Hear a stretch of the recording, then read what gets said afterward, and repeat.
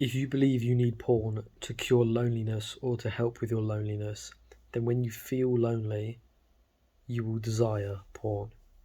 But if you believe in nofap, you'll believe that you're just having an urge when you're lonely.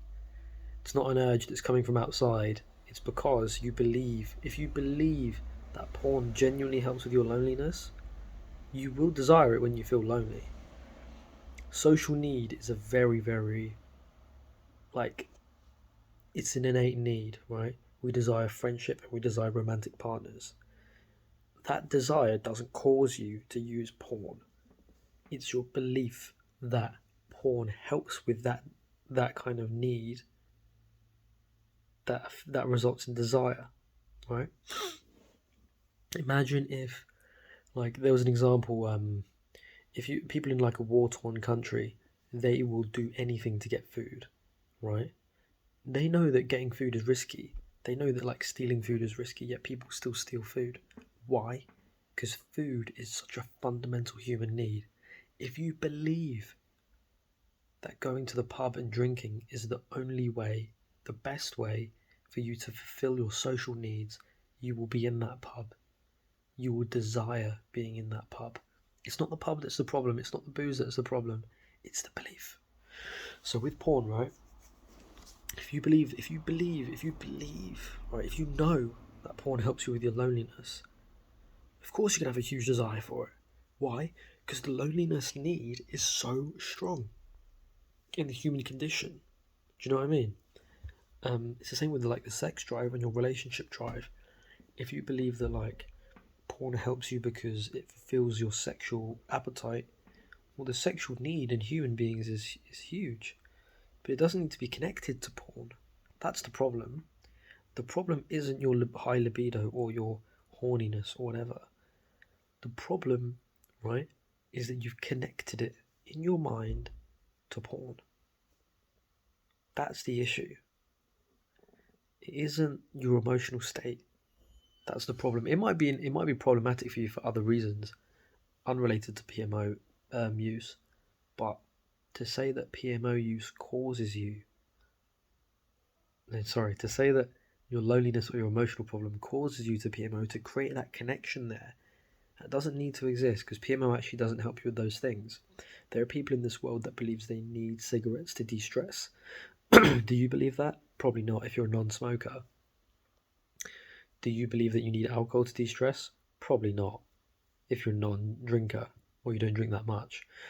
Do you believe that you need protein shakes to get muscular in the gym? I do. That's why I drink them all the time. Um, do you believe that hard work is the way to happiness? Well, if you do, you're going to be motivated to work harder.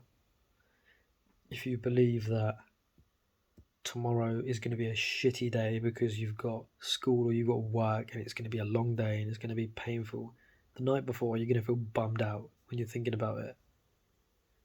Do you see what I mean?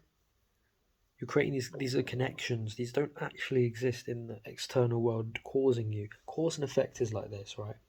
If I drop this, it will fall. I can guarantee it. It just happened. But when you watch porn, does everyone who watches porn relieve their loneliness? You might think they do. But let me tell you, it's a connection in your own mind that you've created. And I'm not saying it's your fault, because there's a lot of social misinformation in the nofap community and in the online spaces and in the neuroscience and all of this stuff. People say that you can self-medicate. You can only self-medicate if the medication you're taking is actually helping you. Porn, it doesn't help your loneliness, but I can't just tell that to you and you can't just believe it. You have to reason it through, right? I'm going to be releasing content about how to do that because this, I think, is the most important thing. In the meantime, though, read the Freedom Model. I'll link it in the description. It's free. You can use the code Freedom100 and the price will go down for $13 to zero. I have no affiliation with these guys. I just read their book and it's absolutely fucking amazing. It's mind-blowing. It's revolutionary. It's contrary to NoFap, and it's not contrary for the sake of being contrary. It's contrary because the truth just so happens to be the opposite of what NoFap have been telling you this whole time. That urges come from the outside, that you need to overcome urges.